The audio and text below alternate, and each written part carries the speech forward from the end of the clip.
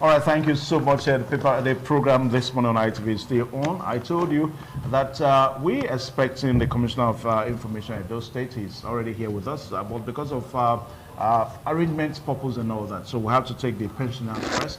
And of course, he's going to be on set so that he can react to some of the issues that we're going to be talking about here. Now, we've got some two gentlemen here. We have Comrade G.O. Egbon, who is the Vice Chairman, Association of Retired Civil Servants Welfare of Nigeria, Ask One. And also, say welcome to this program this morning on ITV. Thank you very much. All right, now we've got Comrade M.O. Afehafe, who is the Secretary of the association. Gentlemen, welcome to the program this morning on ITV. Thank you. Now, when we talk about pensioners, obviously we're talking about retirees. Retirees that have worked for an onward of about 37 years, as it were. Now, I had to bring this up because about 1 week ago, during the Christmas festivity, I ran into a procession of you people trying to protest the non-payment of gratuity, the non-payment of pensioners allowance and all that. So I now decided to bring you on set. Now, let me go back to memory lane. I remember when this administration came on board, some of you came on air, some of the pensioners came on air, and you praised the administration that the era of wearing black, putting on black attire to mourn the non-payment of pension allowance and all that, the non-payment of gratuity was over. So within the expanse of 6-7 years now, what has changed? What has gone wrong? Is it that the governor or the government of Edo State, as well now, suddenly stopped paying gratuities and pension allowances? I'll start with Comrade Egbon, sir. Thank you very much, sir. You're welcome. When this present government came on board in 2016, they told us that they will start payment of pensioners' entitlements starting with arrears.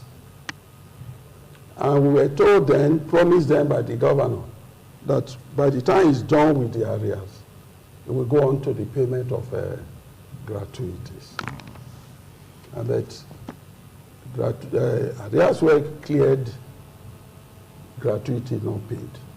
Coming to that issue of that we rooted for the government, we came out and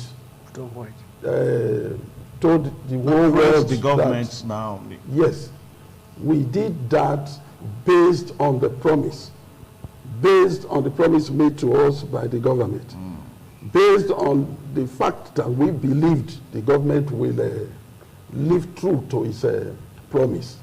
And we did all that. And also we didn't want to also be part of the problem that the governor was going through as at that particular time. You remember that was the time he was having issues with his former party. We didn't want to be part of it. We felt, let us sheath our sword for now and join this man so that at a later date he will reciprocate our kind gestures. I want to put in this here. When they had their mega rally at Samuel Benuda Stadium, we were there in full force. I was there. I lost my Android phone of over 70,000 in 2020. Somebody picked it from my pocket as I was entering the stadium. These are some of the sacrifices we made for this government. Believing that the government is true to, or will be true to its promises. Well, we never knew we were going to be so disappointed. And just 3 days ago, Sunday, we saw this publication purportedly written by the Honorable Commissioner for Orientation and Communication that we were being used. That is an insult. Is that what is written? Is that the way it was written? Yes, it was politically motivated. Okay. You see, Okay, let us not go into that because we've got the commissioner it is going to be reacting. an insult to us. Okay, let me come to the other comrade now. Now, the question that we ask is, why wait till this time? Because some persons say that these agitations by you people now is politically motivated. Because we do know that the governor is a busy political period for him. There's no doubt about that. He's campaigning for his party and all that. So don't you think that to start doing this now, you may distract him? And also, that may also give rise to some persons that believe that this whole agitation now is politically motivated. Why did you wait up till now? That's the bottom question. Thank you very much, sir. In relation to what my comrade has just said, to record that we didn't just start our agitation with this present governor. To record that when the comrade governor was still around, some of us retired 2014. For 25 months, we're not in a place of pension, monthly pension payrolls.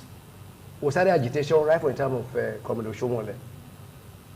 When we got notified that President Buhari was coming to commission the new edifice at the Central Hospital, we mobilized to say we're going to let the whole world know that Oshomole was not treating us well. Comrade Oshomole was not treating us well. Then overnight, I don't know who leaked the secret to him. They called us. They said we should come, that we should not distract. We should not allow the president to know what we're passing through. And we consider he promised that we'll do something. And we took him by his promise. It was based on agitation that the man now was compelled to enroll 2 batches 47 and 48 at a first swoop. A thing I didn't do for many years. I retired 2014. Not until 2016, I didn't get anything, nothing. 24 months, I was living, in fact, from hand to mouth. I was almost a beggar. So as it stands now, so what is the we are not just started the agitation with him. Yeah. So as it stands now, what is the main issue? Is it the non-payment of the pension allowance or the gratuity? Sorry, sir. Even when he came on board in 2016, he made the agitation. Because of we're still in fact, we went out about 70 times. We posted about 70 times while he was, when he became governor. And based upon that, over the non-payment of arrears, already we have been enrolled now. But we say, because there was backlog of arrears, some of us 36 months, some 24, like myself, 24 months, we needed to be paid. That's why we continue with him. He now begged that what he will do is, if I went to dialogue, he now agreed that on a monthly basis, it will be a market the sum of 200 million naira and 100 million naira, respectively, to kickstart the payment of arrears for both the state and the local government retirees. Based upon that understanding, he was able to offset our arrears. Then he went further to say that apart from, after offsetting the arrears, he will use the same formula of a market 200 million naira and 100 naira monthly to kickstart the payment of gratuities for both the local and state. And we believe him, but surprisingly, the thing turned the other way around. Okay, all right, so we've gotten the main issue. Yes. Please, I want to quickly chip in this. Based on a letter the governor himself wrote when the pension union wrote him that the funds are not there and all of those things. We want to place, that is why we brought these papers. Just quickly, because of time. Sometime in 2017, the federal government started making reforms of Paris Club loans. And before they started, they made the 36, the federal government made the 36 state governors to come into agreement with them that they will spend a minimum of 50% of whatsoever they were going to receive to defray arrears of salaries, pensions, and whatsoever. And that was at a time too that Edo State government screened 2 batches of pensioners. This is the starting from here, sir. Okay. Disbursement was subject to an agreement by state government that 50%. Okay, so this is gotten from Vanguard newspaper. Yes. Tuesday, March 21st, 2017. 2017. Yes. It's on record. Vanguard newspaper, Tuesday, March 21st, 2017. And now, that was about the time to, in April that same year, just a few weeks later, Edo State government called out pensioners who retired in 2012 and 2013, state. Okay. Screened them, took their yellow forms. We are talking now, 6 years down the line. Edo State government has not been able to pay the money. Okay. The question now, sir, is the Paris reforms Edo State government got by our own records we were monitoring is 29 billion. If the state Where did you government get the record from? from the newspapers, Okay. if the state government was going to spend 50 billion on that money, it means they will spend about 14.5 billion. Okay. All right. Let me I'm coming, pause. sir. We have the commissioner. The commissioner needs to respond yes, too. Yes. Yeah.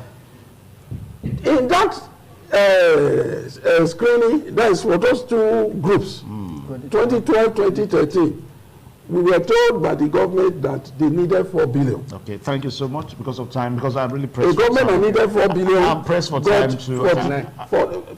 29. Okay. And couldn't get out. So they are saying the issue of bad economy or no money is no issue. All right. It's just that the government is not. Thank you so much. Thank you so much. So that's the first the first segment of the discussion this morning. So we're going to take a pause so that we'll bring the Honorable Commissioner for Communication and Orientation, Chris Nahikari, who is already with us here in the House, so that he can react to some of the issues. Please stay tuned.